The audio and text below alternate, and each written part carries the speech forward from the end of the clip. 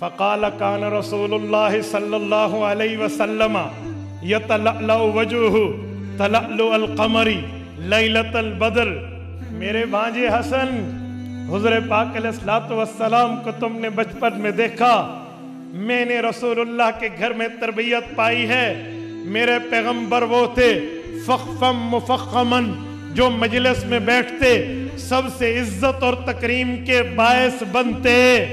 یتلألأ وجہہ تلألؤ القمر، ان کا چہرہ یوں چمکا کرتا تھا جیسے چاند کی دمک اور چمک ہوتی ہے، عام چاند بھی نہیں، لیلۃ البدر 14ویں رات کے چاند جیسی چمک ہوتی۔ اطول من المربو واکثر من المشذب، کوئی بندہ زیادہ اونچا ہو تو اس سے کم ہے،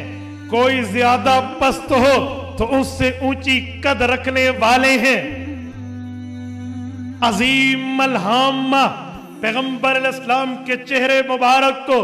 رب نے باروب بنایا تھا۔ رجل الشعری، حضور پاک کے سر مبارک پہ بال ایسے تھے، ان انفرقت عقیقتہ فرق والا فلا، حضور پاک کے سر مبارک پہ مانگ نکل آتی، حضور نکال لیتے، سیدھی مانگ نکالتے تھے، ٹیڑھی مانگ کا رواج نہیں تھا۔ یہ سنت نہیں ہے، سنت سیدھی مانگ ہے، نکلتی تو نکال دیتے ورنہ ویسے ہی چھوڑ دیتے۔ یجاوز شعرہ شہمت اذنی، جب پیغمبر علیہ السلام کے بال بڑے ہونا ہوتے تو کان کی لو سے نیچے جاتے، اذا ہوا وفرہ،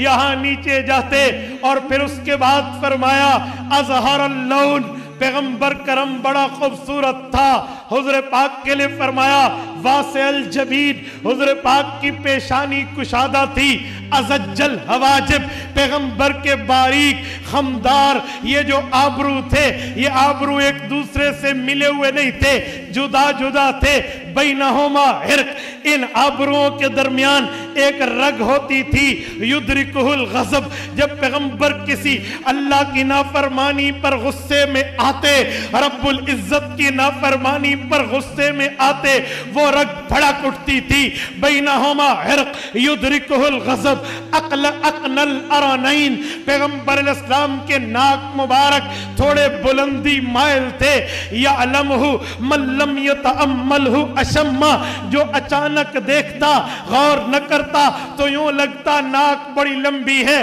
لیکن یوں نہیں تھی، وہ تو ایک نور کی نورانیت ہوتی جو چمک رہی تھی۔ کسل لحیہ، پیغمبر کی داڑھی بڑی گھنی تھی، حضور پاک کی داڑھی مبارک بڑی گھنی اور بہترین تھی۔ رسول اللہ سہل الخدین، پیغمبر کے رخسار مبارک جو تھے وہ ہموار تھے، اونچے اٹھے ہوئے نہیں تھے۔ آگے فرمایا فصلی الفم، پیغمبر کا چہرہ، پیغمبر کا منہ حضور پاک کا اعتدال کے ساتھ فراق تھا، اور پھر فرمایا دقیق المفلج الاسنان، پیغمبر علیہ السلام کے دانتوں میں تھوڑا تھوڑا سا فاصلہ اور اعتدال کے حسن کو پیدا کر دیتا۔ دقیق المسروبہ، ہم نے حضور پاک کو احرام کے موقع پہ دیکھا، حضور پاک کے ناف مبارک سے سینے مبارک تک بالوں کی ایک چھوٹی سی لکیر تھی، وَكَأَنَّ عُنَقَهُ جِيدُ دُمْيَةٍ فِي صَفَاءِ الْفِضَّةِ، میرے بھانجے پیغمبر کی گردن دیکھنی ہوتی تو ایسے سمجھ جیسے کسی خوبصورت مورتی کو ڈھالا جاتا ہے اور اس کو ایک شیشے کے بوتل میں ڈالنے کے لیے ایسی خوبصورت گولائی، ایسی خوبصورت صفائی، ایسی خوبصورت رانائی پیغمبر کی گردن میں تھے۔ فی صفاء الفضہ، وہ گویا چاندی کے برتن میں ایک گردن نظر آ رہی ہے۔ معتدل الخلق، پیغمبر کا جسم بڑا اعتدال کے ساتھ بنایا گیا تھا۔ باطن متماسک، پیغمبر علیہ السلام کے گوشت جو تھے وہ جگہ جو ہاتھ کے ساتھ حضور پاک کی جو جوڑ والی تھی وہ پر گوشت نظر آتی تھی۔ بعید ما بین المنکبین، پیغمبر علیہ السلام کے دونوں کندھوں مبارک کے درمیان میں تھوڑا فاصلہ تھا جس سے حسن بڑھ جاتا تھا، زخم القرادیس، پیغمبر کے جوڑوں میں گوشت بھرا ہوا تھا،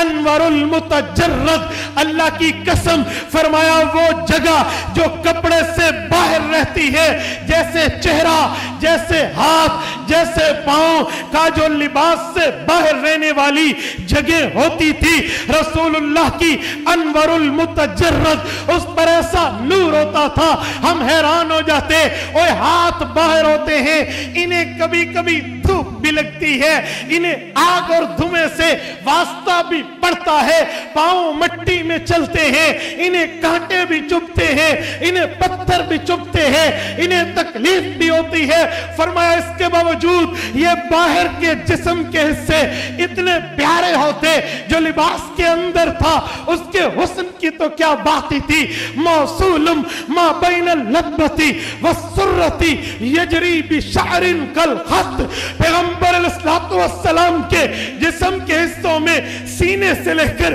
نیچے تک بالوں کی ایک لمبی لکیر نظر آتی، عارض صدیینی والبطنی مما سوا ذالک، اس لکیر والی بالوں کے ارد گرد، اس لکیر والی بالوں کے دائیں بائیں پیغمبر علیہ السلام کے سینے پر، پیغمبر علیہ السلام کے پیٹ مبارک پر بال نظر نہیں آتے تھے، قدرتی پیدا ہی نہیں ہوئے تھے، اور آگے فرمایا اشعر الذراعین والمنکبین واعالی الصدر، پیغمبر علیہ السلام کے بازوؤں پہ بال تھے، کندھوں کی اونچی جگہوں پہ تھوڑے بال تھے، سینے کی وہ حصے کی جگہ جو داڑھی مبارک کے ساتھ تھی، گردن کے ساتھ تھی، ادھر چند بال نظر آتے، باقی نہیں تھی۔ پھر فرمانے لگے، فرمایا طویل الزندین، پیغمبر علیہ السلام کے جوڑ کے حسن کی تو کیا چاشنی تھی، رحم الراحہ، پیغمبر کی ہتھیلی بڑی کشادہ تھی،